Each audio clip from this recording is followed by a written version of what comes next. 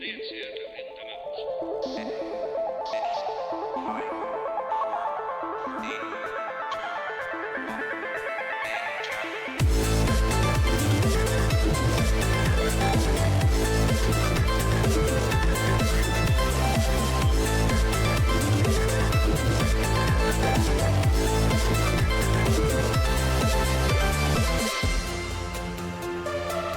Gaur urtebete bete da hain zuzen ere denok ilunpetan utzi gintuen itzalaldi hartatik. Urte horren honekin bat eginez, gaurko titularrek esaten digute 12 hilabeteko txostenen eta ikerketa batzordeen ostean ondorio nabarmen bat dagoela. Oraindik ez dago errudun argirik.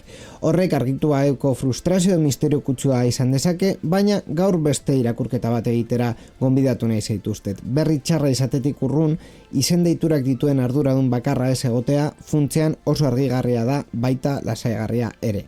Funtsezko zerbait gogoratzen dugu, gure sare elektrikoa aparteko konplexutasun tekniko eta logistikoa duen azpiegitura bat da. Herrialde oso bati eusten dion sistema bat ez da kolapsatzen norbaitek, modu isolatuan edo asmo txarrez okerreko botoia sakatzen duelako. Faktore pilo batek kolapsatzen ditu, unerik txarrenean guretzatzen diren zirkunstantzien domino efektuan. Arazo korapilatzuei erantzun simpleak eskatzen dizkiegun garai batean bizi gara. Errudun bat nahi dugu lasai egoteko. Hala ere, muturrera simplifikatzea ezinezkoa izateaz gain desinformaziorako, zaratarako eta buloetarako astegi perfektua da. Errudun bakarra ez egoteak ez du esan nahi akatsik ez dagoenik edo erantzukizun partekaturik ez dagoenik. Badaude eta zuzendu egin behar dira, baina realitatea onartzea sistema izugarri konplexu baten mende gaudela krisi horien aurrean gizarte gisa hasteko lehen urratsa da. Dramatismo gutxiago, teoria konspiratibo gutxiago eta zorroztasun gehiago behar da piztuta mantentzen gaituzten gauzek nola funtzionatzen duten ulertzeko.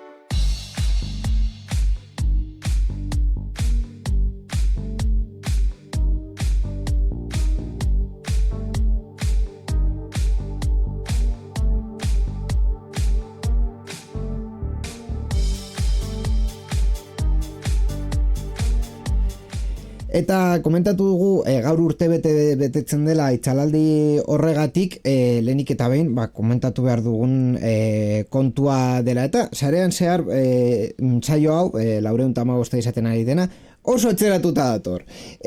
Horrela izan da aste honetako kontua, grabatu behar genuen 26an ja preste egoteko gure programa, eta egia da 28an grabatzen eta argitaratzen ari dugu programa hau, beste aukerarik ez dugulako izan. Beraz, tokatzen zaigu baita barkamen pixka bat eskatzea atzerapen horregatik. Hau komentatuta, badakizu hemen sarean zearen teknologiari buruz hitz egiten dugula, hurrengo ordu betean hori egingo dugula, eta nire ahotsaz gain, ni Inigo Sendino naizela, Borja Arbosa daukagula hemen berri horiek komentatzeko. Arratsaldeon, Borja. Arratsaldeon, Inigo. Ze moduz, nola bizi dituzu azken bi asteak?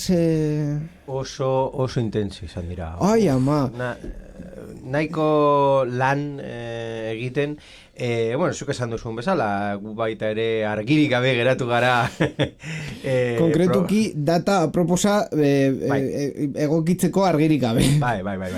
Baina justu momentu hontan ez dakizu etxako, baina nietzat izan da lan nahiko juntatzen den momentu bat, zergat direla eta hasi da ja zerga errentako kanpaina. Hori da, aurkezteko kanpaina, eta horrek piko izugarri bat ekartzen du lan arloan, eta beste hainbat gauza gertatzen dira baita ere hilabete honetan, baina azkenean importanteena da da programa egitea, hemen egotea, eta gaztelera esaten bezala, berandu baino inoiz, hobeto.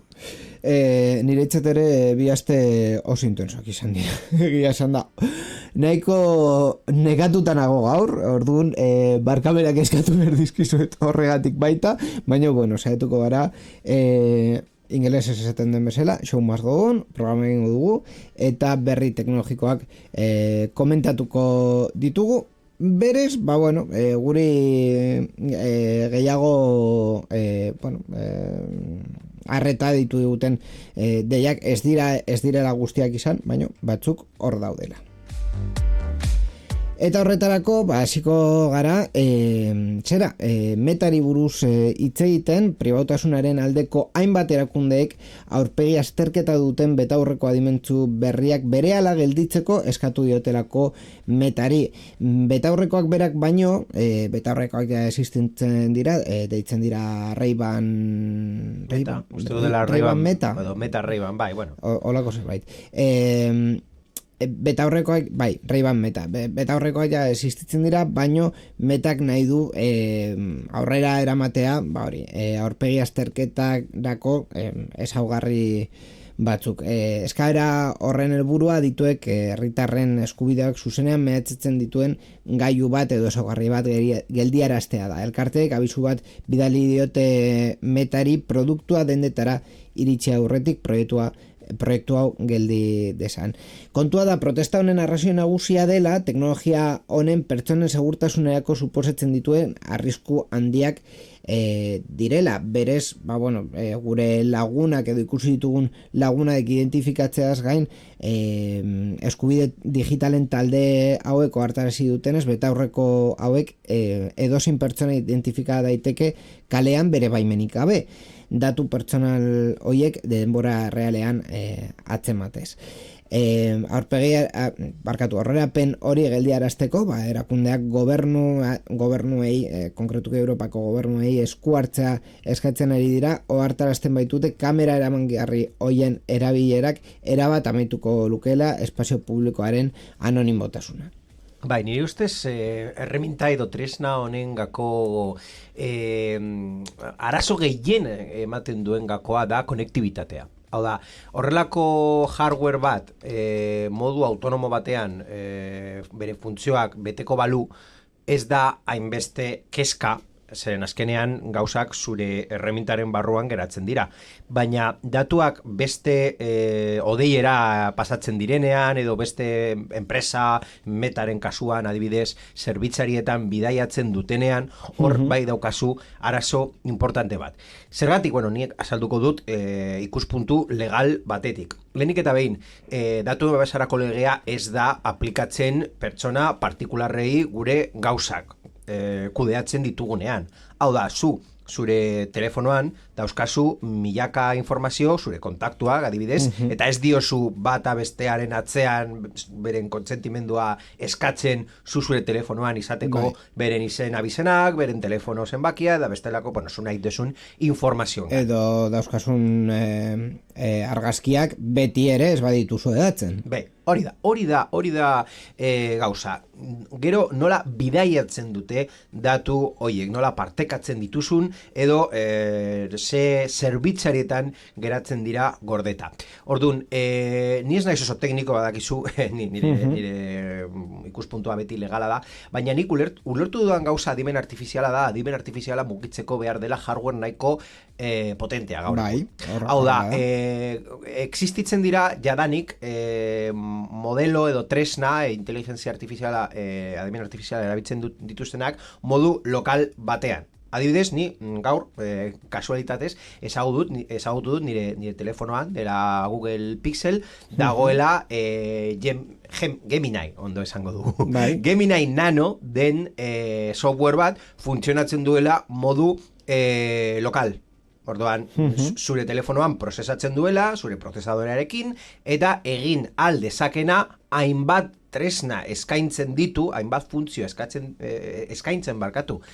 ditu, baina noski dira oso basikoak. Hau da, dandar por casa. Zu egin dezakezu hainbat funtzionalitate zure adimen artifizial basiko batekin zure hardwarean funtzionatzen duena, baina nahi baduzu kristongo funtzionalitateak hor ja erabili behar dituzu odeian zerbitzuak, uste dut izen teknikoa.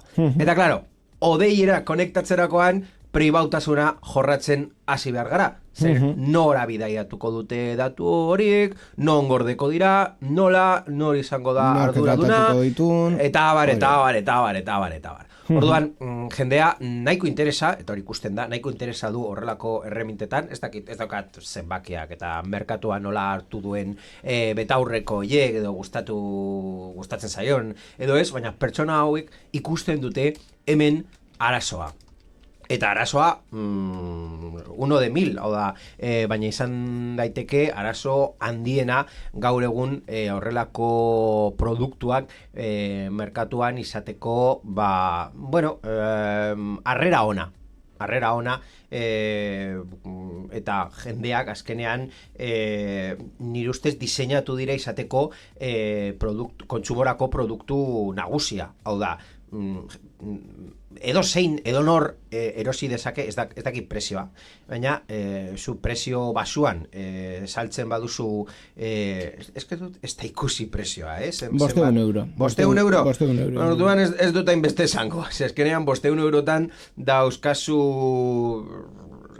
erdi goi mailako esango genuke, eta noski betaurreko batekin alderatuta, edo dira betaurreko arruntak edo eguzkirako betaurrekoak. Berez izan daitezke eguzkirako betaurrekoak, baita ere graduatzeko aukera daude, azken finean, edozein lente jarri aldirerako. Gaur egun saltzen dira bi modelo, bi belaunaldi, lehenengo belaunaldia zaharrena esango dut 250 eurotan saltzen da, eta bigarren belaunaldian modernoagoa €500 ingurutan. Gainera, ez dakit zein fidagarri den iturri hau, baina iturri batean topatu dut 7 milioi unitate saldu zirela pasaden urtean. Beraz, 7 milioi mundu osoan. Mundu osoan, bai. Asko izan leike, kantitate nahiko esanguratsua. Hala, guztio horatzen dugu Google Glass, lehenengo proiektu hori orain dela 10 urte, ezagutu genuena, ezagutu genuen 2 mejak dei baten barruan, frogatu genuen, baina hori azkenean prototipo bezala edo horrelako zerbait saldu zen. 2012an sortutako proiektua, baina hau beta oso itxian edatu zen, eta berez ez dut topatzen zenbat unitate saldu ziren, baina oso gutxi izan ziren. Hor datua ez da gauza harrigarria, azkenean esateko lehenengo, ezagutu genuen, agian orokorki ezagutu genuen lehenengo proiektua, horrelako hardware bat integratzen zen, eta saiatzen ziren garatzen.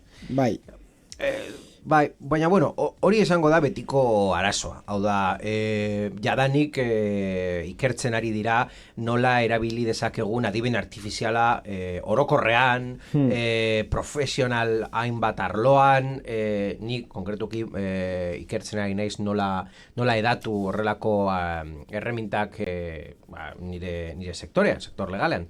Baina betiko arazoak berriro ere agertzen dira.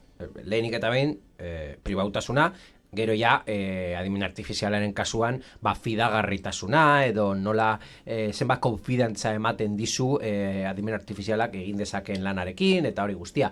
Eta kasu honetan, ez dakigu nola erantzungo duen metak produktu hau, nire ustez daukana interes gehiena, zeren hainbat programa, ez dute 2 edo 3 programatan kontatu genuen, meta bere estrategia aldatzeko zorian zegoela, metabertsoa pikutara emon, eta adimen artifizialera mugitu, azkenean egiten dutena guztiak egiten dute hori. Eta horrelako software produkto sistemak. Agian beraien etorkizuna da, esartzea horrelako proiektuetan. ez daukat bereziki argi batez ere, hori, 7 milioi unitate ez direlako hainbeste... A ber, presio hontan, eske, ni alderatzen dut, betaurreko, hau da, ez dat, bideojokoa jokatzeko, errealitate virtuala. Errealitate virtuala jokatzeko betaurrekoak zenbat kostatzen zuten. 400, eske presio... Bai. Ateratzen badut horrelako betaurrekoak, agian ezinezkoa da, baina esango dut. €1 baino gutxiagotan. Claro, kontzeptua gainera, guztiz ezberdina da, eta kasu honetan produktu bi hauek alderatzea uste dut ez dela egokiena, ez banagoker Ray-Baneko betaurrekoetan ezin duzulako informazioa ikusi. Osea, berez, soinua entzun eta bideo grabatu bai, baino betaurrekoan beran ez da ezer agertzen. Orduan, bakarrik... Orduan, erabilera da, batez ere, Instagrameko zuzenozkoak egiteko, eta... bueno, hori. Orduan, eta musika entzuteko. Orduan, kurioso, baino hori alde batetik, claro, alderatzen baditugu Apple Vision Pro edo horrelako produktu kategoriarekin, ez dauka zentzurik.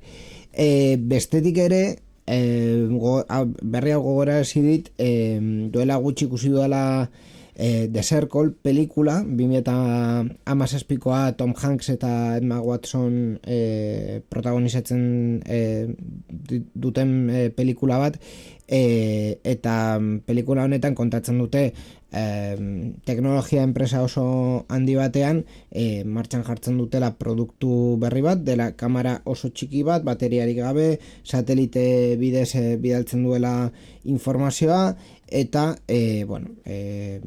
hainbat erabilera izan aldituena, bai zuzenezkoak egiteko sare sozialean, enpresa egiten du sare sozial bat deitzen dela The Circle, bai, beste erabilera batzuetarako. Eta pelikulan erakusten duten aukera bat da, nola hau erabili daiteke hainbat kamera izan da, norbait konkretuki jarraitzeko edo kontrolpean izateko. Orduan, claro, eta amaiera ez da bereziki polita, amaiera nahiko jodidua da. Gomendatzen dizuet pelikula, niretzat oso ondo dago, gainera hori adierazten duelako, azkenean, bai, herritarren kontrola positiboa izan leikela, baino baita ere bilakatu aldera ez bakarrik Gran Hermano batean, baizik eta gure arteko horrelako kazeria batean.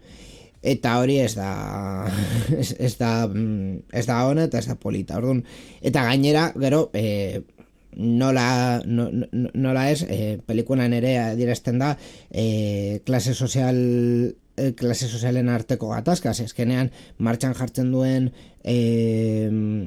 produktua martxan jartzen duen pertsona da, dirudun pertsona bat, oso dirudun pertsona bat, baino kalteak sufritzen ditu, batez ere pobreak, kasu honetan bi kasu edo bi egoera ikusten direla sozietatetik kanpo dauzen bi pertsonak edo un poco ahí en los márgenes, delituak edo arazoak izan zituztela legearekin, orduan, gatazka soziala ere edo klase gatazka hor ere dago, orduan, bai, kamerak izatea eskuragarri kasu batzutan, erabilgarria izan leike, baino enpresa bati ematea hainbeste potere edozein pertsona identifikatzeko eta jarraitzeko betaurreko batzuen bitartez, sufro, orokorrean ez. Orduan, beste alde batetik ere, askotan esaten duguna, horrelako berriak sortzen dira, teknologia enpresen testu ingurua delako estatu batuak, baino Europan hau egitea, ni esango nuke, berez printzipioz eta de salida ez dela posible. Ikusi beharko genuke, ausartzen diren Europan ere horrelako erabilera, horrelako proiektuak eta datuen horrelako erabilera martxan jartzeko, eta zeintzuk diren ondorioak, baino esango nuke, hau Europan ez dela planteatzen, datu babesarako legeak nahiko indartzu direlako. Bai, kaskarragoa azkenean badakigu, ja bere momentuan kontatu genuen nola adimen artifizialaren garapenarekin, baina baita ere datuen babesarekin gertatzen da berbera. Hainbat herrialde edo zonalde kontatzen badugu Europar Batasuna herrialde bezala, planteatu zutela ikuspuntu desberdinak Japonian, Amerikako Estatu Batuetan, Europar Batasunean, eta nola beren regulazioak ikusi, azken urteetan ikusi dugun regulazioak datu babesarako arloan, eta baita ere adimen artifizialaren reglamenduan, nola ikusi dugun desberdintasunak. Orduan, Amerikako Estatu Batuetan meta bezalako konpainiak egin aldituzte hainbat gauza, hemen ezin dituztenak egin. Eta agian horregatik, hori ja ez dut esango ona edo txarra den, baina horregatik inbertitzen dute gehiago edo ateratzen dute produktu gehiago Amerikako Estatu Batuetan, eta hemen ez dira ateratzen, ez ditugu ikusten bere onura eta kalteekin. Hau da, ez ditugula ikusiko, baina bueno, hor dago pizka bat eskudo babesa. Hori guztia kontu honi buruz, aldarrikapena ni esango nuke, gainera hainbat elkarte hoien artean,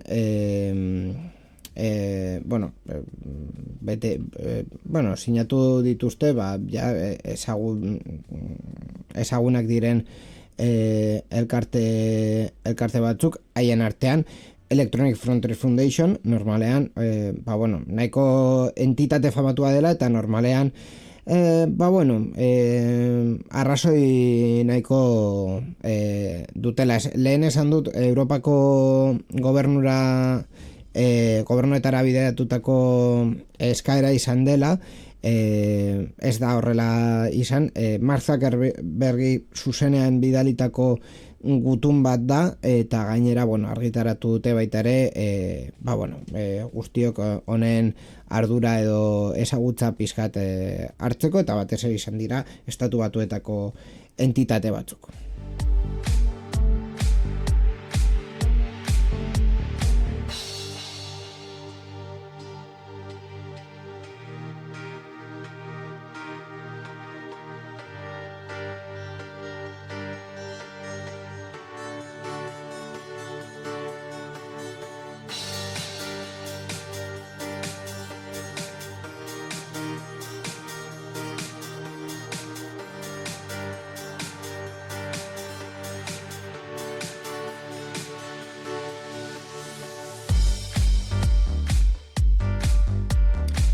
Eta beste, kontuetan, baina erlazioa dauzkana ere komentatu dugunarekin, berez ez dut Europar Batasunaren berriaren sintonia jarri, ez delako Europar Batasunak berak egindako edo Europar Batasunean gobernuak edo entitateak egindako ekimenak, baizik eta tipo batek gauzak egin dituelako. Eta gainera horrela izendatu dezakego, tipo bat gauzak egin ditu. Baina gustatzen zaigu Europar Batasunaren sintonia inigo. Bai, gustatzen zaigu. Edo zein aitzaki erabili dezakegu. Nahi duzu sintonia jartzea, benetan.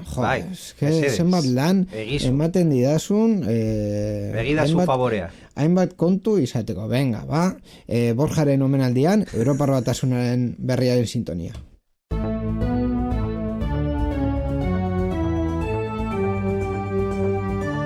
Europar Batasunaren berria. Sarean zehar.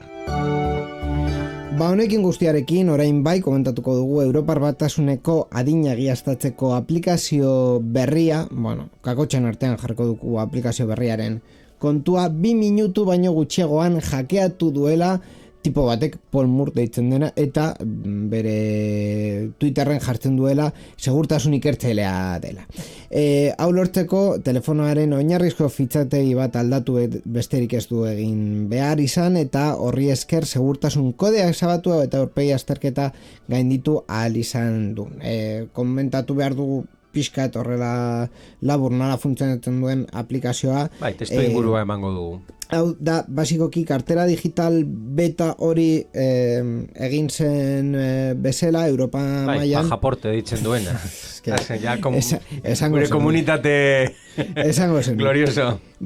Horren orden ardatza jarraituz Europa mailan ere horrelako aplikazio bat sortzen ari da webguneetan identifikazio batez ere adina verifikazio hori egiteko. Aplikazio hau basikoki eskatzen du biometria bidez kode bat sortzea mugikorrean eta hortik abiatuta beste segurtasun kode bat ematen du webguneak verifikatzeko adin bete behar hori horregatik komentatzen du segurtasun kodea ezabatzea eta aurpegi azterketa hori gainditzea kapasa izan dela. Gainera, ikertzaile honek agerian usten du tresnak erabat agerian gordetzen zituztela erabiltzaileen argazkiak eta datu pertsonalak inolako babesik gabe. Europako proiektuaren garatzaileek hori bai gogorarazi dute egungo kodea GitHuben dagoela eta software librea dena kontzeptuaren hasierako proba bat baino ez dela eta ez dagoela modu ofizialean erabiltzeko prest. Eta hor ni azpimarratu nahi dut que este tío es un payaso, básicamente. Hau da, GitHuben eta gainera Europako entitate batek egindako kodea topatu, konpilatu eta frogatu du oso ondo, erroreak ikusi ditu. Primeran, zergatik ez dituzu errore horiek bidaltzen garatzaileari zuzenean horiek konpontzeko. Hori batetik, bestetik, berrietan nola agertu den jarraituz, hau ez da ja produkzioan dagoen aplikazio bat, da frogetan dagoen aplikazio bat. Orduan, frogetan dagoen aplikazio bat erroreak izatea normala da, egia da ere azken astean berri hau komentatu duela aplikazio garatzaile batekin eta esan dit, askotan errore horiek ja produkzioa jarraitzen dutela, la vida eta aurrekontuak eta zenbat prisa dagoen eta gauza haiek. Baino berez hau argitaratzea esan eske segaizki dagoen aplikazioa, eske ez dago ez da argitaratuta, ez dago aplikazio dendetan. Orduan, lasai pizkat, relajemos. Iruzkin oso tekniko bat inigo. Bai.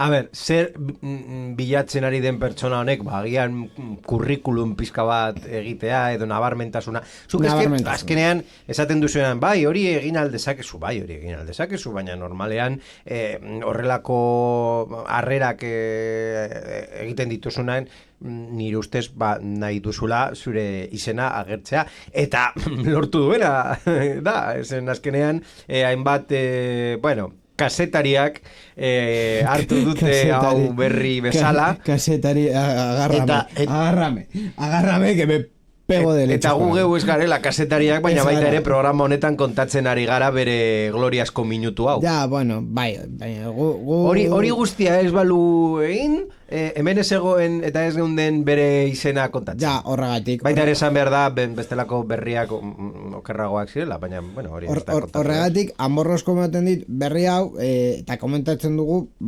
hori kontatzeko benetan tiponen meritua ez dela ezer, da bukatu gabeko aplikazioak hartzea eta esatea, gaizki dago. Claro, bukatzen dudanean ez da zu, agian mediatiko kizaltzen da ondo titular hau. Claro, lerroburua da estupendo eta fenomenal, baino, en fin. Horretaz aparte, berri hau, kontu, aipagarri bat daukala eta positiboa dela Europako proiektu hau, software libre bezala garatzen ari dela eta kodea eskuragarri dagoela guztiok ikusi eta ikertzeko. Hori ez besan nahi, ikusi eta ikertu ostean horrelakoak egin behar diren, baino berez beti esan duguna, diru publikoa jartzen denean aplikazio bat garatzeko, aplikazio hori publikoa izan beharko litzateke eta kasu honetan Europar Batasunak horrela agindu du eta niri hori hori konkretuki asko posten nau. Beitu, anekdota kontatuko dut, justo aipatu duzula software librearen kontua eta hori guztia. Frantzia, adibidez, hilabete honetan ezagutu dugu, Frantzia iniziatiba interesgarri bat hartu duela Microsoft eta Google eta Amazon alde batera usteko software libreren kontuan. Hau da, Frantziako gobernuat beren estrategia jarri du martxan eta erraldoi teknologikoaetan daukan mendekotasuna amaitzeko eta aldatuko dute pilo bat ordenagailu eta sistema. Bai, horrela da, ez dugu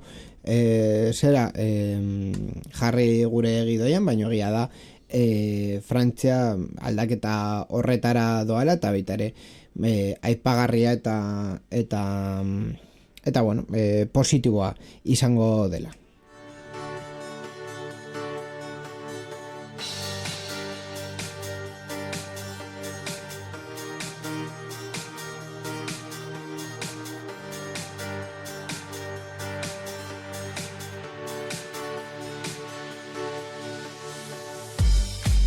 Eta aldaketei buruz hitz egiten, komentatu behar dugu Apple bere presidentea, bere CEO-a aldatzen ari duela. Tim Cook ordezkatuko dutela, Cupertinoko konpainiaren barruan John Ternus, hardware ingeniaritzako presidente ordea, agertzen ari da favorito nagusi bezala. Uste dut ja izendatu dutela ofizialki eta argitaratu dutela, baino azkenean Tim Cook 60 urteak gainditu ditu eta behar dute enpresaren etorkizuneko erronkei aurre egiteko beste pertsona bat bide hori diseinatzeko. Ternus 2001etik dago konpainian eta funtsezko papera izan du bai iPhone, iPad eta Mac gailuen garapenean, baita Apple Silicon txipetarako transizio horretan. Bere profila Cookeren antzekoa dela diote adituek, hau da pertsona diskretua, kudeatzaile bikaina eta enpresaren balioekin guztiz lerrokatua dagoena. Gainera, profil teknikoagoa izateak Apple produktuetan berrikuntza bultzada bat ekarri dezakela uste dute askok. Azkenean, bi erronka ditu batez ere Apple mai gainean, adimen artifiziala, area askotan edo kontu askotan ez direla oso, ez dutela sorte onik izan eta errealitate areagotua Vision Pro produktuak aurrera, bai, bertsio berria dago, baino ez nuke esango aurrera egiten ari dutenik bi lerroietan. Bai, momentu hontan hainbeste kasutan ja kontatuko dugu nola adimen artifiziala dela gaur egungo teknologiaren punta-punta, Apple ez dauka posizio, beste era batzuetan izan duen puntako posizioa. Eta momentu hontan, pizka bat en tierra de nadie geratu da.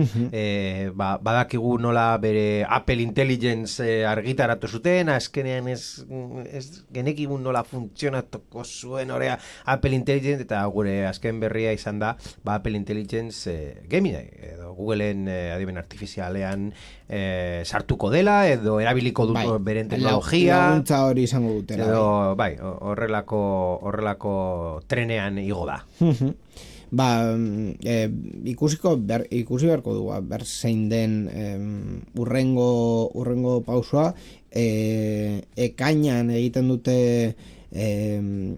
bere garatzaileen konferentzia, aurten ere ekainan izango dena, eta hor ziurrenik irekiera aurkezpenean ikusiko dugu nola egiten duten testigu hori aldatzea bere garaian, Steve Jobs baita ere Tim Cooken eskuetan utzi zuen bezala enpresa, baina bueno, hori ikusteko dago eta egia da, Apple baita ere definitu behar duela pizkat zein den komentatu dugun zera, hildoa edo bere esentzia edo, claro, bere estrategia jarraitzen badu, hau da, bere estrategia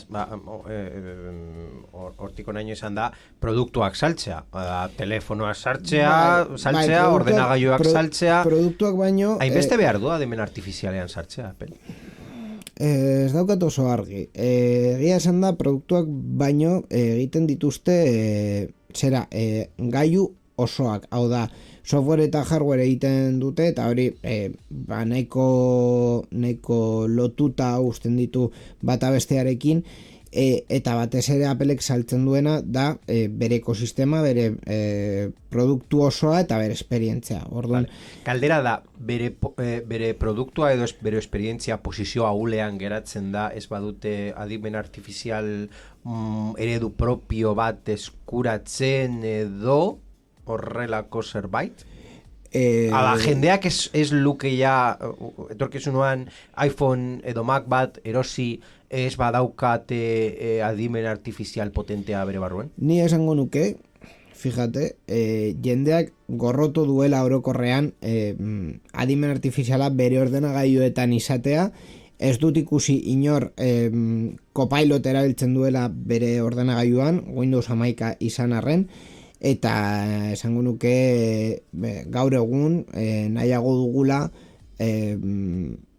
adimen artifizial generatibo hori izatea chatbot batean, webgune batean. Hori ez du esan nahi Siri hobetu behar dutela eta proaktibotasun gehiago jarri behar dutela sistemako hainbat esparrutan. Hau da, adibidez, egia esan da Androiden ez dakit nola egiten den, baina iPhoneen data bat jartzen duzunean mezu batean, ja azpimarratzen dizu egutegiko zita bat egiteko. Askotan, baino ez guztitan. Bai, pantaiako kontestua edo horrelako testuingurua. Hori testuinguru gehiago garatzea,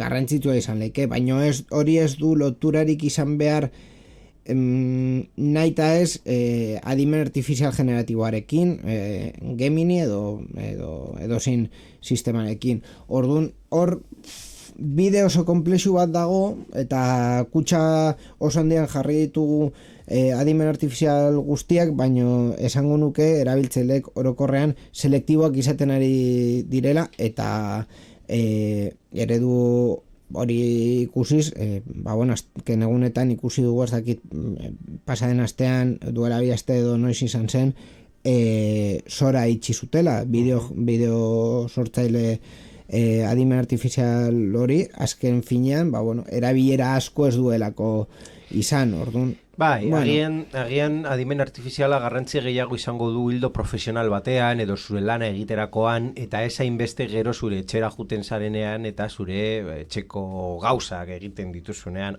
Momentuz, dagoen teknologiarekin. Agian etorkizun batean komentatu dezakegu adimen artifiziala edo robotikarekin barrura heldu da zure etxea garbitzeko edo zure etxeko lanak egiteko edo zure etxeko tresna bat bezana, baina gaur egun noski ez da horrela. Orduan, bakarrik hildo profesional batean mantendu alda, nire ustez Apple daukan momentuan daukan produktu software eta hardwareekin.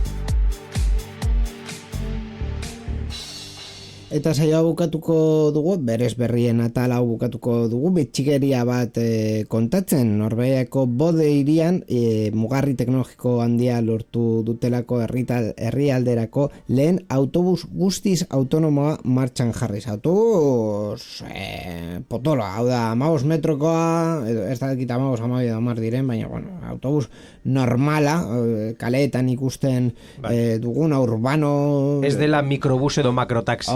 Hori da. Barruan gainera inolako giza gainbegiratzerik gabe. 10 urteko ikerketa eta proba egin ondoren, Norvegiako errepide publikoen administrazioak baimen berezia eman dio ibilgailu elektriko bati, bere softwareekin eta bar, bidaiariak garraitu ditzan segurtasuneko gidairik egon gabe. Implementazioa gainera garraio publikoaren sarean integratuta izango da eta muturrezko baldintza klimatikoetan funtzionatzeko diseinatuta dago Norvegian, normalean den bezala. Iparraldeko negu gogorrak dituztela, badakigu. Teknologia honek sentsore aurreratuak eta lidar sistemak erabiltzen ditu eta erabaki honen helburu nagusia garraio sistemaren eraginkortasuna hobetzea eta kostu operatiboak murrizteaz gain, baita gizarrorea eta logistiaren kostu handiak albo batera ustea da. Berez, berri bitxia eta berri kuriosoa, egia da Espainian eta Euskal Herrian adibidez ikusi ditugun aurreko ereduak edo esperimentuak ez direla horrelakoak izan dira nahiko ez oso onak, adibidez. Lehenengo pertsonan ezagutu dituzu? Ez ditut ezagutu. Ni Miramonera jun naizelako lehen urtez 2025ean, eta ja ezelako existitzen. Duela 10 urte jarri zuten martxan horrelako autobus linea bat parke teknologikoan bueltak ematen zituena, baino zen mikrobus bat 5 metro, 6 metro izango zituen, 6 plaza, ez gehiago, zutik juteko bai lagun gehiago baino ez hainbeste, eta proiektu hori deuseztatu zen, esango nuke pandemiaren garaian, esango nuke, baino ez dakit, eta ez dago literaturarik interneten, hau da, proiektu hori desagertu zen egun batetik bestera, eta inork ez du faltan bota. Batez ere, kontuan hartu behar dugulako, Miramongo gunera, enpresetara doaztenek normalean kotxez doazelako. Badaude pertsonak juten direla lanera autobusez, baino autobuseko publikorik gehiena juten dira ospitaletara. Hor dagoelako poliklinika, Donostia ospitalea, onkologikoa eta bar, eta horretara juten dira autobusez bai. Eta normalean gainera gaixo egonda ez duzulako gehiatzen, digo jo, baino hor gunean dauzen enpresetara, hor dauzela komunikabideak eta mota askotariko enpresak, Gipuzkoako Legebiltzarra hor ere badago, Euskadiko Orkestra baita ere, kotxez juten dira guztiak, orduan, horrelako erabilera ez bada linea irregular batean, edo horrelako gaiuak hobeto esan da, ez bada linea irregular batean jartzen publiko eta demanda asko duena, ze da, transporte publikoa da, edo inbertsore batzuen imaginazio eta ez dakit, dira. Bueno, horrela gertatzen da ikerketa eta garapenen proiektu askotan. Garapen momentura heltzen direnean, teoriatik praktikara atera behar zara, eta momentu horretan, justu hor konturatzen zara agian zure proiektua paperean zentzua zeukana, ez daukana. Baina kasu honetan hain zuzen ere, Norvegian kontazu duzun kasula, berdin hasi zen, 2018 urte atzean, eta lanzadera edo horrelako zerbait leku parke ez parke teknologiko, baina bai zona industrial batean, eta horrela, jendea pizka bat azkenengo mila edo azkenengo kilometroa egiteko beren autobusetik justo bukatzen zuen geldialditik beren lanpostura. Eta horrela hasi zen, eta horrela garatu zen, eta azkenean bihurtu da linea komertzial arrunt batean. Hori ere ikusteko dago, ez dut uste hemendik gutxira horrelako ibigailuak ikusiko ditugula hirietan. Gainera, bere garaian komentatu genula, taxi autonomoak bai frogetan daudela, baina aurrera penik gaur egun ez da egon, beraz, gurera heltzea nahiko urrun dago, baina hori gertatzean, ikusiko dugu. Sarean zehar Creative Commons aitortu ez komertziala 4.0 nazioarteko lizentziarekin banatzen da. Gurekin harremanetan jarri nahi baduzu email bidez egin dezakezu info@sareanzehar.eus helbidean. Entzun gure programak irubebikoitza.sareanzehar.eus webgunean, baita iVoox, Spotify eta Apple Podcast plataformetan ere.